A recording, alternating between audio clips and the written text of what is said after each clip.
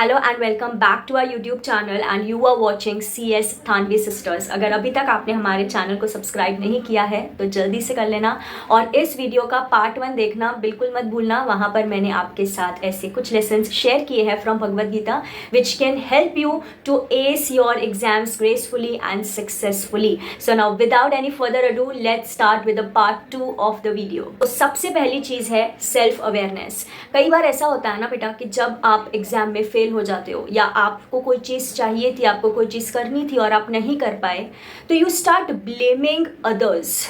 Yes, कई बार हम blame कर लेते हैं हमारे पेरेंट्स को, कई बार हम ब्लेम कर लेते हैं अपने घर के माहौल को कि हमारे घर में उतना माहौल नहीं था पढ़ने का, प्रॉपर रूम नहीं मिला पढ़ने के लिए, बहुत आवाज़ें होती थी, लोग सपोर्टिव नहीं है, पेरेंट्स अंडरस्टैंडिंग नहीं है एंड मैनी थिंग्स जिसके लिए हम हमेशा कंप्लेन करते रहते हैं एंड उस पर क्वेश्चन उठाते रहते हैं। But why don't we question our own self कि चलो अगर घर में माहौल नहीं था पढ़ाई करने का, घर में जगह नहीं थी, तो हम लाइब्रेरी चले जाते। क्यों हमने अपने लिए कोई एक्शन नहीं लिया, क्यों हमने अपने लिए कोई स्टेप नहीं लिया?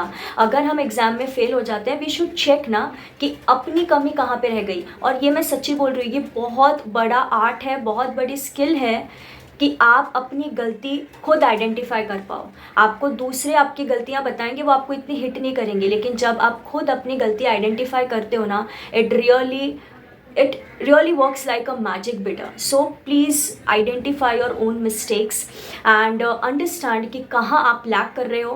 डेफिनेटली आप अपने फेल वाले रिजल्ट को पास में कन्वर्ट करेंगे। ये मैं आपको अपने पर्सनल एक्सपीरियंस से शेयर कर रही हूँ। Even I failed for 2 times in my CS exams and उसकी वजह से I was feeling very low, I was in a self doubt and I was feeling that कि मैं किस तरीके से अब आगे बढ़ूँ नहीं समझ में आ रहा था। सो आई केम अक्रॉस दैट येस, मैं नोट्स नहीं बना रही हूँ प्रॉपर। मुझे ये समझ में आया कि मैं ऐसे ही टेक्स्ट बुक से पढ़ रही हूँ, जिसकी वजह से एग्जाम के एक दिन पहले मैं पूरा कंटेंट रिवाइज नहीं कर पाती। I am not making proper notes. Second, मुझे ये रियलाइज़ हुआ कि I am dramatising my CS journey. मैं बहुत ज़्यादा ड्रामा ऐड कर रही हूँ अपने काम में। काम सिंपल होता था कि दिन के 2 चैप्टर पढ़ने हैं, 3 चैप्टर पढ़ने हैं, बट मैं उसमें एक ड्रामा ऐड कर देती थी because of my over thinking कि ये हो गया, वो हो गया, इसका मिस्टेक, उसका मिस्टेक, पेरेंट्स सपोर्टिंग नहीं है, घर में माहौल नहीं है and nothing, many things actually, many things।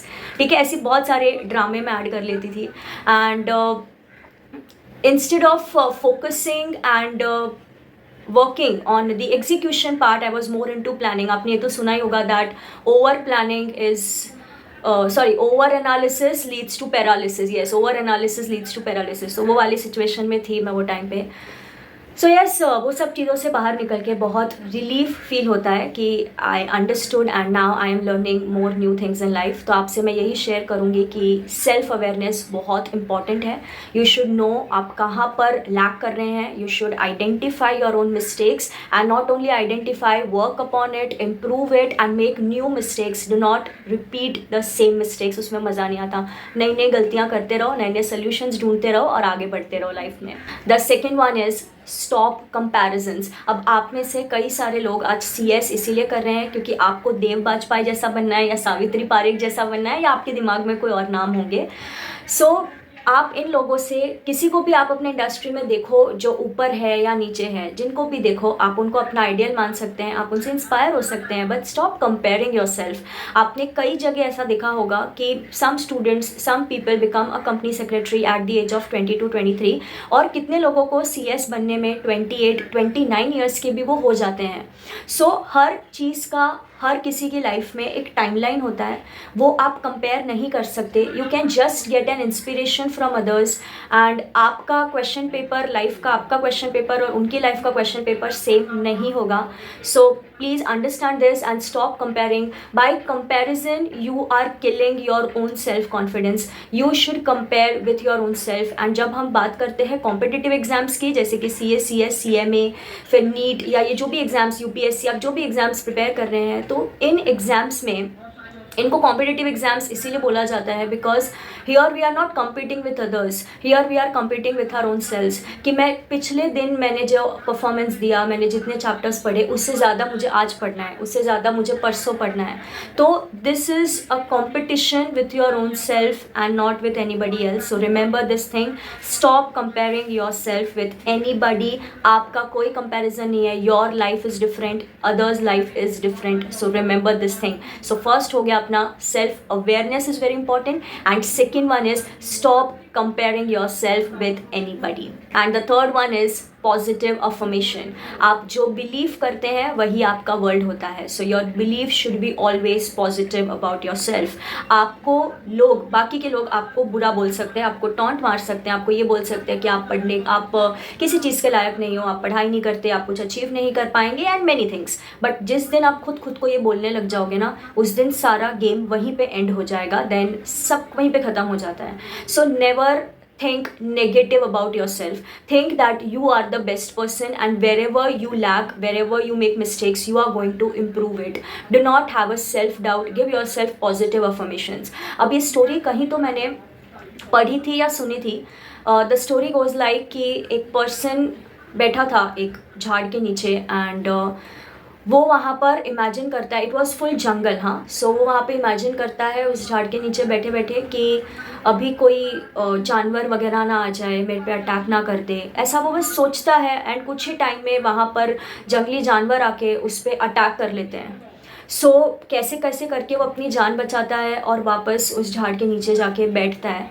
And इस बार वो सोचता है कि यार, मैंने सोचा कि जंगली जानवर कहीं मेरे पे अटैक ना कर दे, और उन्होंने विद इन सम मिनट्स मेरे पे अटैक कर दिया. क्यों ना मैं कुछ अच्छा सोच के देखूं.